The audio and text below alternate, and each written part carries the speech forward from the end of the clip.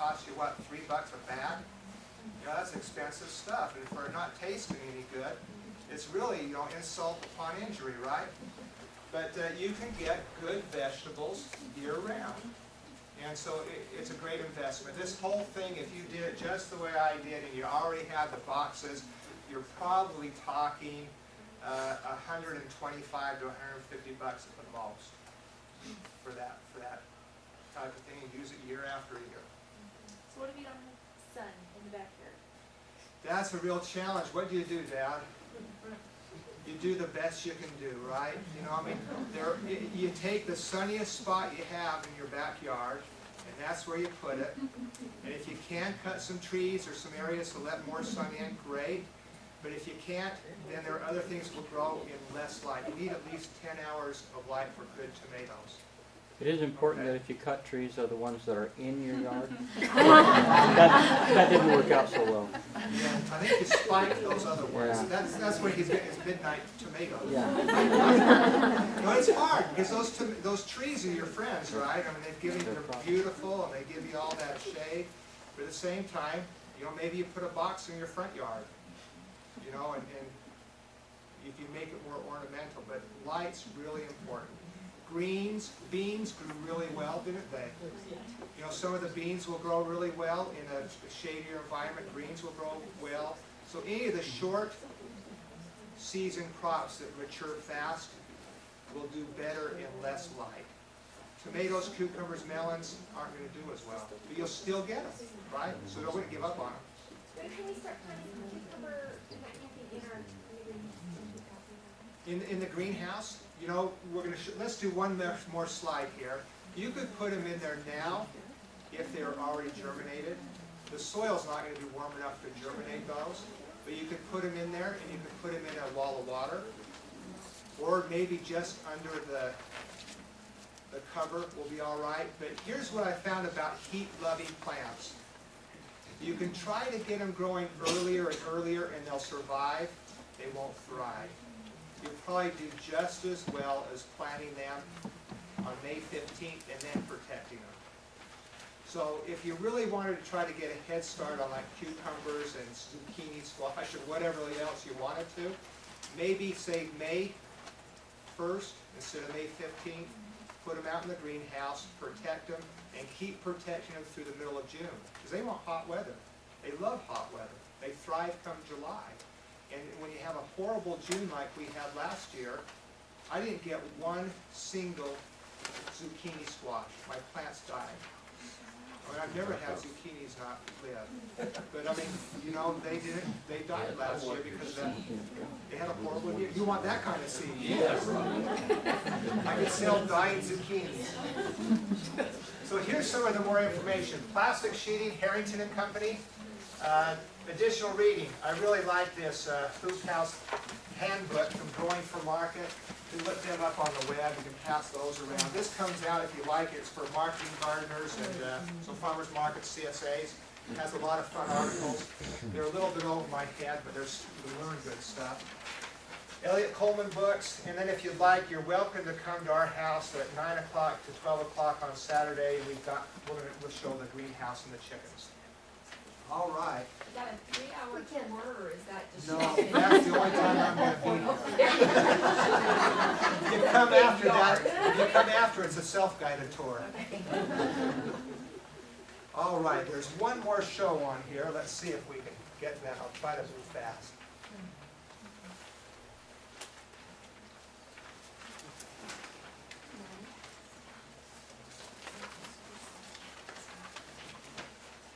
What's that say?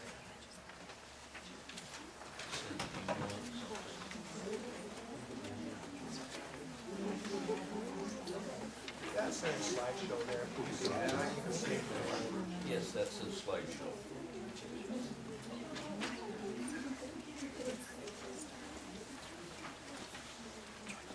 Okay, there we go.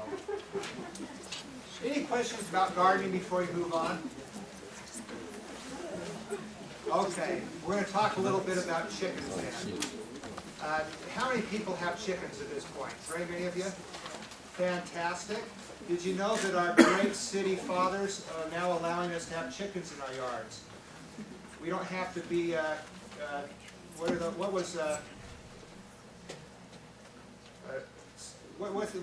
revolt, silent, conscientious objector, and in doing this without permission. We have actually 4.9.8 acres, so that's sort of a half an acre, so we can have chickens.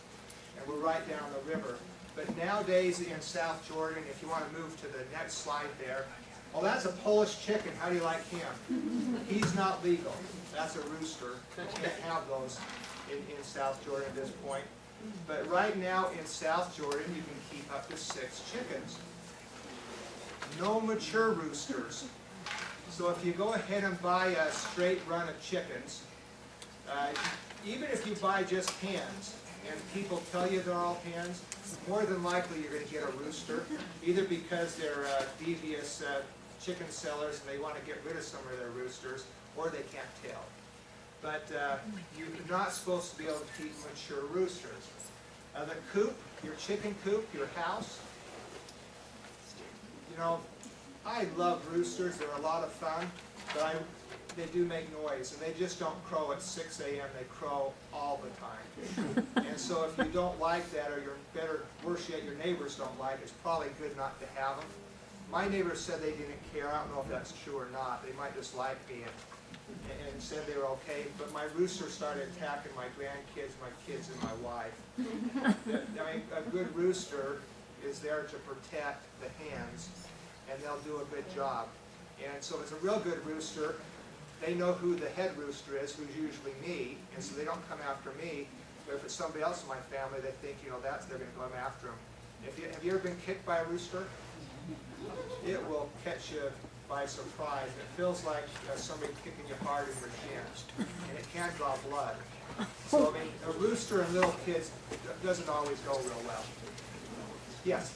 You don't have on here, do they have to require a certain amount of property to have those? No lawn? No. Huh? No? As long as you can get 10 feet and 10 feet and 40 feet. I don't think you can have them in your apartment. If you have a yard, you can probably find a place. You know, the other thing that's really nice about chickens, and I'd always suggest you talk to your neighbors and discuss your plans with them. They don't smell, they're not noisy, so if you had just hens, more than likely nobody would know you had chickens in your backyard if you had a fenced off yard, unless you showed them to them. Let's see what else. You know, and when it's wet, you know, so at the one point when it's wet, you might have some smell. It's usually only fairly close by. As you get older, you can't smell anyway, so it doesn't. The other part of the rule says that you need to go ahead and educate yourself on the proper care and raising. This class does not qualify as your education. This is more just interest to perk your excitement about chickens. It does require some type of permit. I believe you just pay for it once and you're done. You have to have a permit if you have like 3 acres? I call that the grandfather clause, and you just do what you want. I don't know. I don't know the answer. I don't know if you do. But I do encourage, excuse me? The manure is good for the veggie garden. And the manure is good for the veggie garden. It's a great source of additional fertilizer. The challenge with animal manures is you don't know how much you're giving though. So that can be a challenge. Chicken manure, when you dig out the pen, which you do the coop, when you got to do probably once, twice a year, it smells and you can smell all the ammonia. That's the nitrogen, right? But it evaporates fairly quickly. So the good stuff goes away. Chicken manure tea is a great fertilizer. So if you just get that manure and you put it in a 5-gallon bucket, a half full, and you put water in it and let it sit overnight, you now have a great tea for the garden, okay?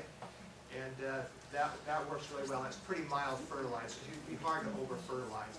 Chicken manure, though, is high in phosphorus, which is good for potatoes, but will hurt a lot of your other crops. Phosphorus doesn't evaporate. It just keeps growing and building up. So you need to be a little bit judicious about using manure.